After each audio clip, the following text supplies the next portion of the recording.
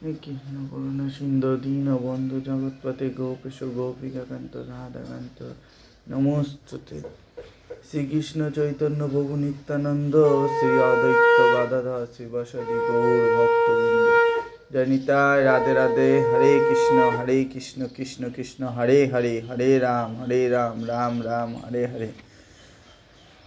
নমস্কার বন্ধুরা, কালকে দ্বিতীয় অধ্যায়ের শ্রীমদ্ ভগবদ্ গীতার দ্বিতীয় অধ্যায় 47 নম্বর শ্লোক অব্দি আপনাদের সম্মুখে পাঠ করেছিলাম।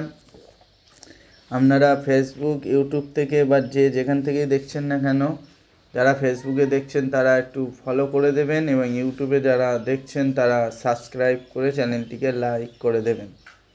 নমস্কার, শুরু করছি শ্রীমদ্ ভগবদ্ গীতা দ্বিতীয় অধ্যায় 48 নম্বর শ্লোক থেকে। হে ধনঞ্জয়, যোগস্থ হইয়া ফলের কামনা ছাড়িয়া ফলাফলে সমজ্ঞানে কর্ম করিয়া যাও। সর্ব অবস্থায় মনকে এইরূপ রাখিতে পারিলে তাহাকেই যোগ বলা হয়। হে অর্জুন, কর্ম নিষ্কাম, কর্ম অপেক্ষা নিকৃষ্ট।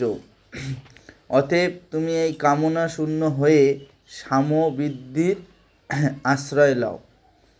ফল কামিগণ কৃপণ অর্থাৎ অতি হেয়। ফলাফলে সমান বুদ্ধি জন্মালে জ্ঞানী এই জন্মেই পাপ ও পুণ্য দুইটিকেই ছাড়িয়া যাইতে পারে। যোগযুক্ত হও উক্ত কর্মর কৌশল যোগ। শ্লোক নম্বর 50। মনীষীরা কর্মফল ত্যাগ করিয়া সংসার বন্ধন হইতে মুক্ত হইয়া মোক্ষ লাভ করেন। যখন তোমার বুদ্ধি মোহরূপ পাপ হইতে উত্তীর্ণ হইবে, তখনই তুমি শ্রোতব্য ও শ্রুত কর্মফলে বৈরাগ্য নির্বেদ প্রাপ্ত হইবে।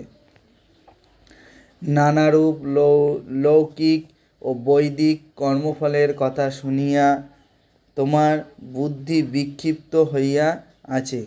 যখন তোমার এই বুদ্ধি নিশ্চল হইয়া সমাধিতে অচলা হইয়া অবস্থান করিবে, তখন তুমি যোগযুক্ত হইবে। তখন অর্জুন বলিলেন, হে কেশব, ব্রহ্মজ্ঞানী যোগীর লক্ষণ কি? তিনি কিভাবে কথা বলেন বা কিভাবে বসেন বা কিভাবে চলাফেরা করেন? শ্লোক নম্বর 54। তখন শ্রীকৃষ্ণ ভগবান বলিলেন, হে পার্থ, যখন যোগী মনোগত সমস্ত কামনা ত্যাগ করিয়া আপনাতেই আপনি তিষ্ঠ থাকেন, তখনই তাহাকে হিতপ্রজ্ঞ বলা হয়। যিনি দুঃখের সময় স্থির ও সুখে বিগত স্পৃহ ও অনাসক্ত, ভয় ও ক্রোধ শূন্য, তাহাকেই হিতপ্রজ্ঞ বলা হয়। যিনি শুভ বিষয়ে ফল পাইয়াও আহ্লাদিত বা বিকারগ্রস্ত হন না, তাহারই হিতপ্রজ্ঞ প্রতিষ্ঠিত হইয়াছে।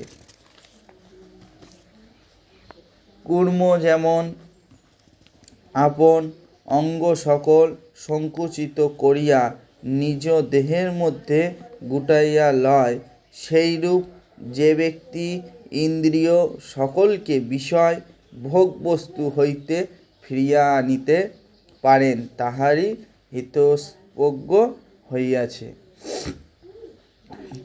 কেহ ইন্দ্রিয় দ্বারা ভোগ বাসনা করেন না, তথাপি তাহার ভোগের আকাঙ্ক্ষা থাকিয়া যায়। কিন্তু পরমাত্মার সাক্ষাৎকার ঘটিলে বিষয় তৃষ্ণা চিরতরে দূর হয়।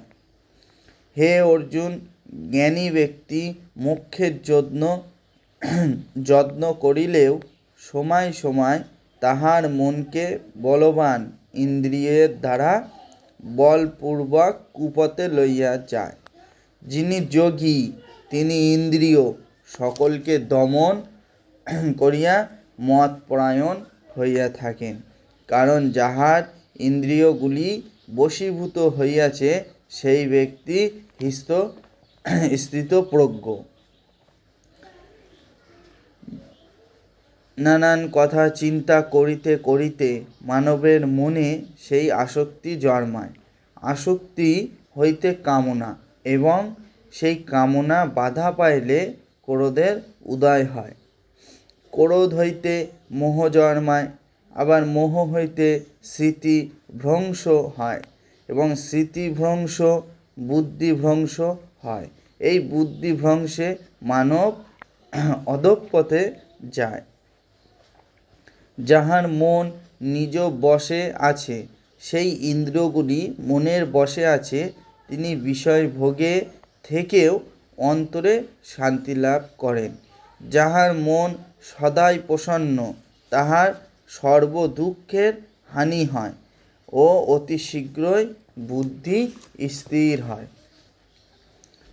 যাহার মন স্থির হয় না, তাহার আত্মজ্ঞান হয় না, আর যাহার আত্মজ্ঞান নেই, তার শান্তিও নেই। শান্তি বিনা সুখ কোথায়? শ্লোক নম্বর 66। যে ইন্দ্রিয়গুলি বিষয় ভোগ করিবার জন্য ছুটিয়া বেড়ায়, তাহার যে কোনো একটির পশ্চাতে মনও ধাবিত হয়।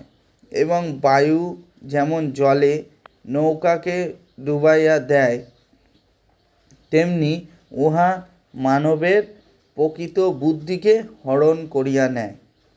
অতএব মহাবীর অর্জুন যাহার সমগ্র ইন্দ্রিয় ভোগ বিষয় হইতে সম্পূর্ণভাবে নিবৃত্ত হইয়াছে, তাহারই প্রজ্ঞা প্রতিষ্ঠিত হইয়াছে।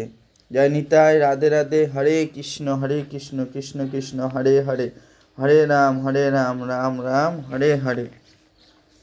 নমস্কার বন্ধুরা, আজকে দ্বিতীয় অধ্যায়ের 68 মানে 68 নম্বর শ্লোক অবধি পাঠ করলাম।